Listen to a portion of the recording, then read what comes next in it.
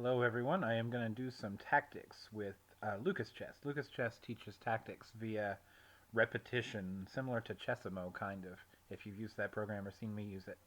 But I'm going to use Lucas Chess, which does something called spaced repetition, which is a good method for learning to memorize things. And one of the ways of learning tactics is memorization, trying to remember a whole bunch of patterns.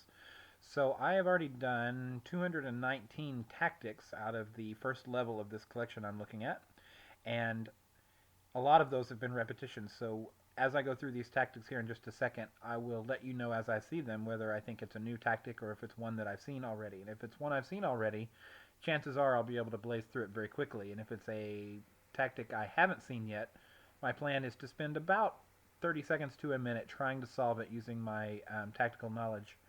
And if I can't solve it in 30 seconds to a minute, then chances are I'll just make a nonsense move or a guess and basically get the answer. And the key to learning tactics and ingraining patterns into your brain is seeing the tactics over and over again, repetition, and understanding what you're seeing.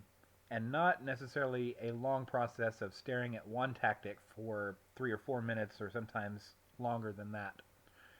Wow. Okay, so this new software I'm using is asking me if I want to change the color scheme, so I'm going to leave it for now. And if it doesn't perform well, then I'll fix that later. Alright, so I'm going to go ahead and get started. Okay, this is a tactic I've seen before. What I'm going to do is capture the rook and then basically fork the queen and back rank mate, and that's the end of that tactic. Going on to the next. On this tactic, I have seen it before.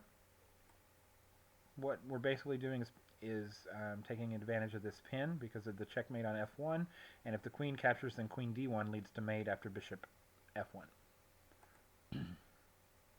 Okay, this is a tactic I've seen before, and this tactic, basically we are going to exploit the fact that black has back rank problems and this bishop is sort of undefended here.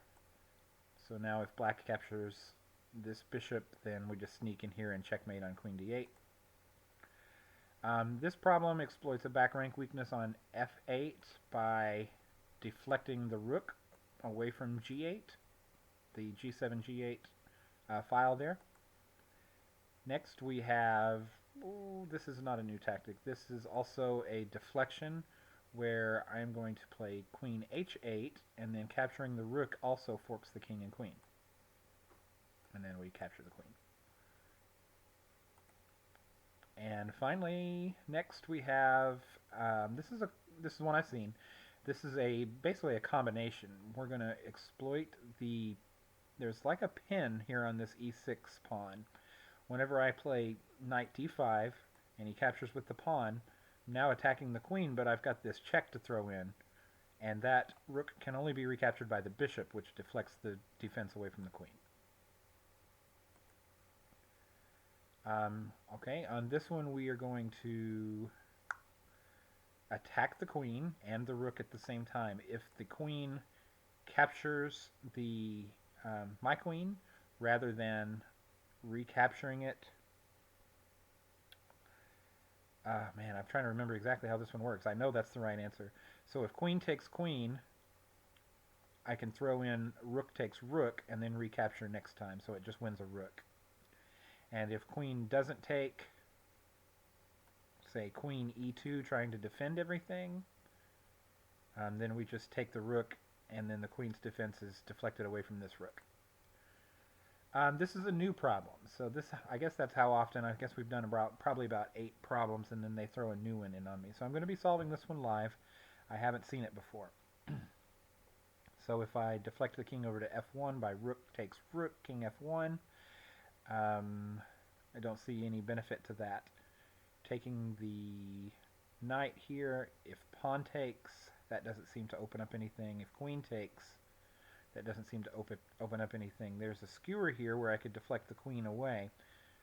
But if I go, yeah, in fact, bishop b5, skewering the queen and rook, if queen takes here, then I have queen takes knight with check. The king moves, and then I get this rook. And if he doesn't take the bishop, then I just win the queen. So the correct move here, I believe, is bishop b5. Yeah. All right, moving on.